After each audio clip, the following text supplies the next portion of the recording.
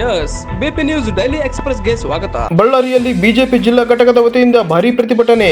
ಬಳ್ಳಾರಿಯ ರಾಯಲ್ ವೃತ್ತದಿಂದ ಜಿಲ್ಲಾಧಿಕಾರಿಯ ಕಚೇರಿವರೆಗೆ ಪಾದಯಾತ್ರೆಯ ಮೂಲಕ ಮನವಿ ಪತ್ರವನ್ನು ಸಲ್ಲಿಸಲಾಯಿತು. ಘನವೆತ್ತ ರಾಜ್ಯಪಾಲರ ಬಗ್ಗೆ ಅವಹೇಳನಕಾರಿ ಮಾತನಾಡಿದ ಕಾಂಗ್ರೆಸ್ ಸರ್ಕಾರದ ಸಚಿವರ ವಿರುದ್ಧ ಸೂಕ್ತ ಕಾನೂನು ಕ್ರಮ ಜರುಗಿಸಬೇಕೆಂದು ಆಗ್ರಹಿಸಿದರು.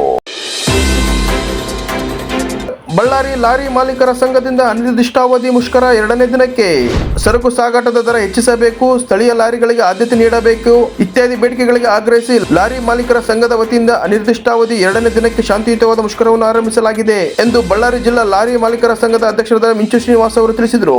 ಸರ್, ನಾವು ಭಾಳ ಅನ್ಯಾಯ ಆಗ್ತಿದೆ, ಓವರ್ ಟನ್ನೇಜ್ ಹೋಗ್ತಿದೆ, ಮತ್ತು ಬಾಡಿಗೆ ಜಾಸ್ತಿ ಮಾಡಿಕೊಡ್ಬೇಕು, ನಮಗೆ ಡೀಸೆಲ್ಗೂ ಕಂತು ಕಟ್ಟೋಕ್ಕೂ ಆಗ್ತಾಯಿಲ್ಲ, ಭಾಳ ಕಷ್ಟದಲ್ಲಿದ್ದೀವಿ ಅಂತ ನಾವು ಹೋಗಿ 19ನೇ ತಾರೀಕಿಂದ ಸ್ಟ್ರೈಕ್ ಮಾಡಿ ಮಧ್ಯದಲ್ಲಿ ಒಂದು 5-6 ದಿನ ಮಾಡಿ ನಮಗೆ ನ್ಯಾಯ ಸಿಗುತ್ತೆ ಅಂತೇಳಿ ನಾವು ಸ್ಟ್ರೈಕನ್ನು ಹಿಂದಕ್ಕೆ ತಗೊಂಡಿದ್ದೀವಿ ಸರ್. ಇವತ್ತು ಸಾಕಷ್ಟು ಲಾರಿ ಓನರ್ಗಳು ಬಂದು ಸ್ಟ್ರೈಕನ್ನು ಹಮ್ಮಿಕೊಂಡಿದ್ದಾರೆ.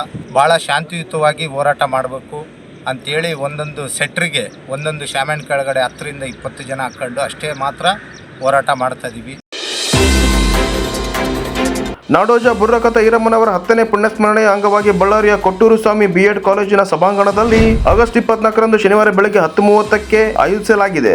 ಈ ಸಂದರ್ಭದಲ್ಲಿ ಬುರ್ರಕಥ ಪರಂಪರೆಯ ಅನನ್ಯತೆ ಕುರಿತು ರಾಷ್ಟ್ರಮಟ್ಟದ ವಿಚಾರ ಸಂಕಿರಣ ಹಾಗೂ ನಾಡೋಜ ಬುರ್ರಕಥ ದರೋಜಿ ಈರಮ್ಮ ರಾಷ್ಟ್ರೀಯ ಪ್ರಶಸ್ತಿ ಪ್ರದಾನವನ್ನು ಕೂಡ ಮಾಡಲಾಗುತ್ತದೆ.